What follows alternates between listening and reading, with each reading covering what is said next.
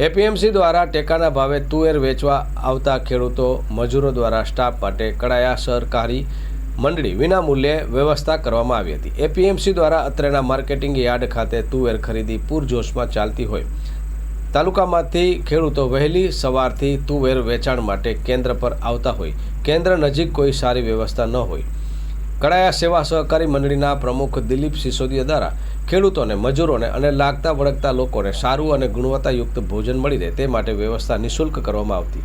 Story by Pratap Sisodia, Maliya Hatina મા news.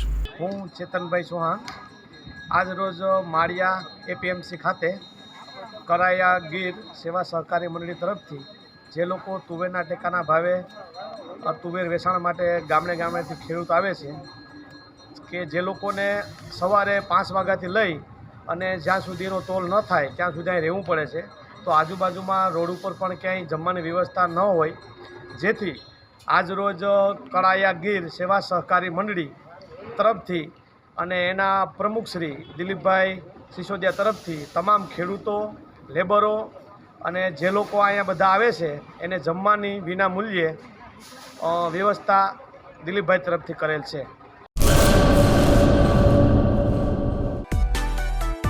માં motor driving, safe and sure driving. Driving એ શોખ સાથે આપની મોટી જવાબદારી પણ છે। અમારા ઇન્સ્ટ્રક્ટર દ્વારા સચોટ અને સરળ માર્ગદર્શન।